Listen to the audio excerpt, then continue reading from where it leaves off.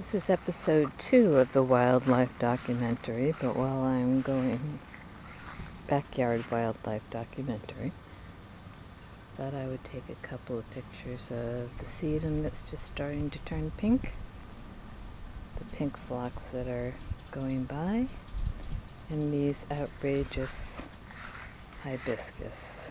They make me laugh. They're so outrageous. So in this case, it's not really the backyard wildlife, it's going to be the side yard wildlife. I can highly recommend this limelight hydrangea. Can't remember how many years ago I planted it. I think it wasn't that long ago. And it must be a bird's nest in there.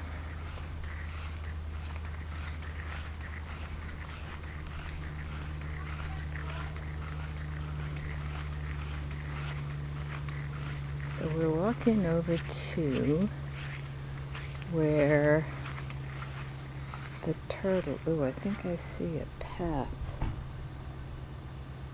Maybe I should put a trap there. Where the turtle got into the cage, I actually had the cage parallel with that step there.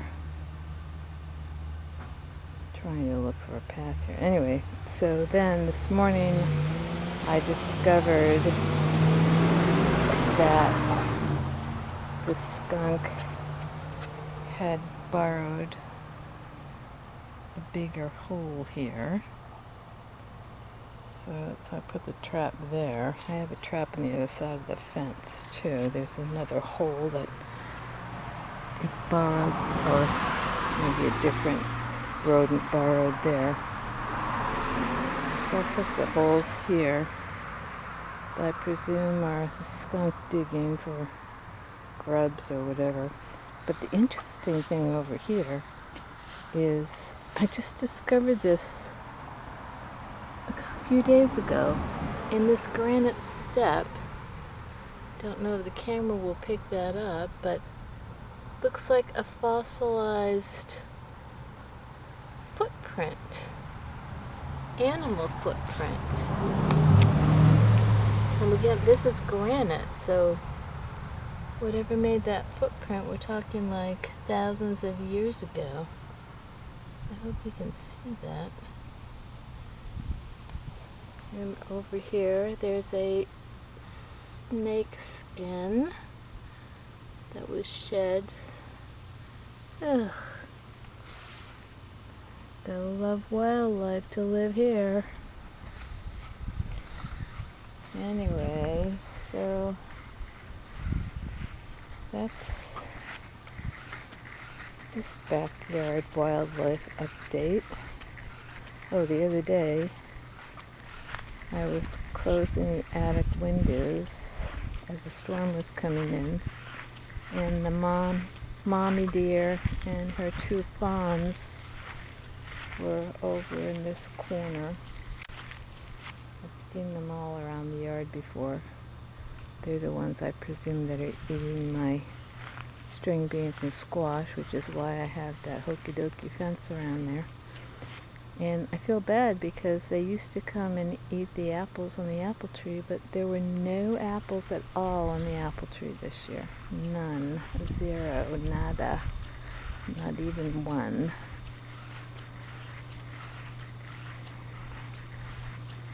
That wasn't because of the drought, because that was before the drought started. So last year I got a lot, so it seems like it's an every other year kind of thing. These are all blackberries that I had been picking earlier in the year. Obviously gone by at this point. And the other day I saw the deer and the two fawns right back here in this area, and it just kind of cracks me up because I made this little path with that arch, if you can see it, and it makes me laugh when they come in under that arch from the woods and up the path as though like I made the path for them, or, ooh, look, a path, let's take it.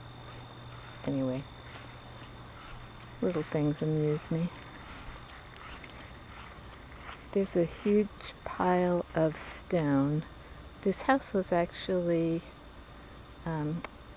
this property was actually an ancient riverbed. And there's just like the remnants of the river in the little stream that's now dried up down there. And anytime any excavation is done, tons and tons of stone are unearthed. And then below the stone, we find pure white sand, the type that you'd find, at the bottom of a river or a lake or whatever. And so at some point I started piling up all the stones here because I have this fantasy that someday I want to build a folly right around here, probably over where these weeds are. And the problem is now that I created a little home for things like skunks and groundhogs, and then all the weeds and vines and everything took over. So in the winter you can see it, but in the summer it's just all covered up.